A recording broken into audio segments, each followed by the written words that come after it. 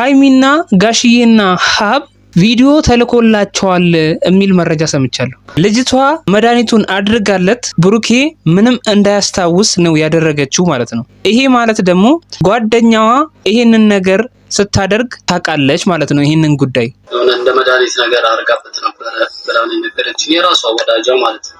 የብሩኬን ልጅ ይዣለሁ የምትለዋ ልጅ ብሩኬ ጠቅልላው የራሷ እንኳን ብታደርገው ምን አይነት ህይወት ለመኖር እንዳሰበች ነው እኮ ግራ የገባኝ። አንደኛ ብሩኬ እችን ልጅ አይወዳትም፣ ለሷ ስሜት የለውም። ለሷ ያለው ስሜት ከስንት ዓመት በፊት ነው የጠፋው ከብሩኬ ልብ ውስጥ ማለት ነው። ሰው እንዴት ከማይወደው ሰው ጋር ለመኖር ያስባል? ህይወት ራሱ ቀላል ይሆናል እንዴ? ዛኔ ከማትወዱ ሰው ጋር አንድ ቤት ስትኖሩ አስቡት እስኪ። ቤተሰብ እየተያያችሁ ልክ ዳይጥና ድመት እየተያያችሁ ነው እድሜ ልካችሁ የምትኖሩት። በልጅ እንኳን አስራው ብሩኬ ከሷ ጋር ቢሆን የቆም ሲኦል የሆነ ህይወት እንደምትኖሪ እርግጠኛ ነኝ። አንቺ ብሩኬን በግድ የራስሽ ካደረግሽው የምትኖሩ ህይወት እንዳልሆነ ላረጋግጥልሽ ፈልጋለሁ። ምክንያቱም የብሩኬ ልብ ያለው ሃይሚ ጋር ነው፣ አንቺ ጋር አይደለም። ብሩኬ አካሉ ነው እንጂ አንቺ ጋር የሚቀመጠው ልቡ ሃይሚ ጋር ነው ሁሌም ቢሆን ማለት ነው። ምክንያቱም እንኳን አንቺ እኛ ኦዲየንሶች ራሱ ለሃይሚ ትልቅ ፍቅር እንዳለው ብሩኬ በሃይሚ እንደማይደራደር እናውቃለን። አንቺም በጊዜ ይሄንን መረዳት አለብሽ ብዬ አምናለሁ። በሰዓቱ እንዳያስታውስ አይነት የለም የሆነ መገናኘታቸውን ላቆስ እርግጠኛ አይደለም። ብሩኬ ምንም እንዳላደረገ ሲጀመር እርግጠኛ ነኝ ብያችሁ ነበር። ምክንያቱም መጠጥ እንኳን ይጠጣል እንዳንል ብሩኬ መጠጥ አይወድም። በአካልም አግኝቼው ብዙ ነገሮችን አውርተናል።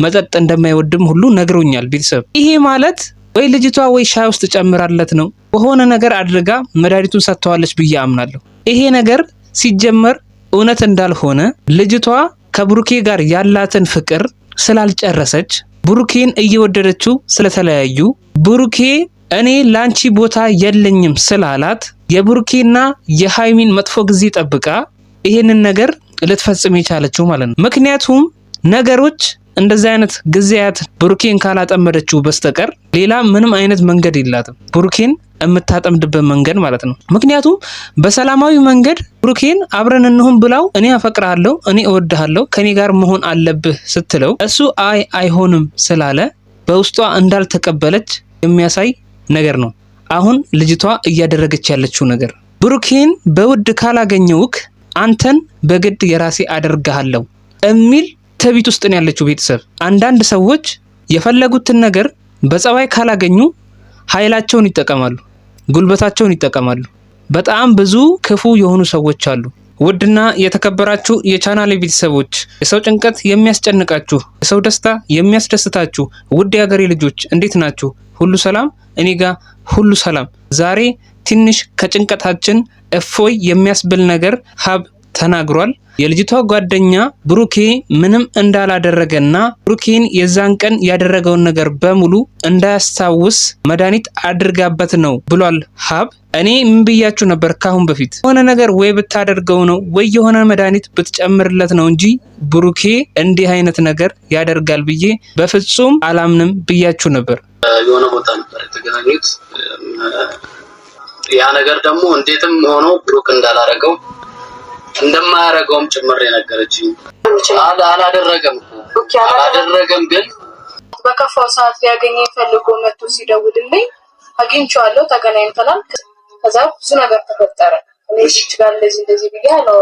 ብሩኬ በከፋው ሰዓት ለምንድን ነው ላግኝሽ እንኳን ሲልሽ እንደከፋው ተረድተሽ አንቺ ጋር ለመሸሸግ ቢመጣ እንኳን አንቺ እሺ ማለት አልነበረብሽ። ምክንያቱም እሱን የምትወጂው ከሆነ ለሱ የሚጠቅመውን ነገር ነበር መምከር የነበረብሽ። ምክንያቱም ብሩኬ ደስተኛ እንዲሆን ትፈልጊያለሽ አይደለ? ብሩኬን ትወጂዋለሽ። ሰው ደግሞ ለሚወደው ሰው እንደዚህ አያደርግም። የዛን ቀን ሲደውልልሽ ወይ ወደ ወንድሙ ጋር እንዲሄድ ነገሮችን ማመቻቸት ነበረብሽ።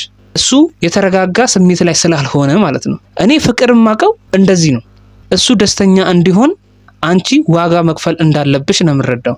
ሰው ለሚወደው ሰው እንደዚህ ነው ዋጋ የሚከፍለው። ቢያንስ እሱ ደስተኛ እንዲሆን ከሃይሚ ጋር ያላቸውን ነገር ቢያንስ ማስታረቅ እንኳን ባትቺ የዛለት ቤተሰቦቹ ጋር እንዲያድር ማድረግ ትችይ ነበር።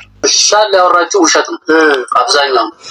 መድኃኒት እንዳረግሽበት ከራስሽ ከራሷ ወዳጅ የሰማሁትና 2 ቀን 3 ቀን ከሆናቸው በኋላ ለሀብ ይህን መረጃ መናገሯ ራሱ ወይ ምናልባት ከማሂ ጋር ያልተግባቡት ነገር ሊኖር ይችላል፣ ወይ ደግሞ ሀብ የተናገረው ነገር እውነትም ሊሆን ይችላል። ጓደኛዋ ወይ በማስረጃ ብትናገር ጥሩ ነበረ። ለሀብ ይህንን መረጃ ስትናገር በማስረጃ ቢሆን የተሻለ ይሆናል ብዬ አምናለሁ። ያ ቪዲዮ ደግሞ ልጅቷ ወደ ራሷ ቤት ስታስገባው ብሩኬን የሚያሳይ ቪዲዮ ተልኮላቸዋል እየተባልኩ ነው፣ በውስጥ ማለት ነው። ይህንን መረጃ በደንብ አጣርቼ እንደምነግራችሁ ተስፋ አደርጋለሁ። ለሁላችንም በጣም አስፈላጊ ነገር ስለሆነ ማለት ነው። የዛሬው ቪዲዮ ይህን ይመስላል። በሌላ ቪዲዮ እንገናኛለን። ቻው።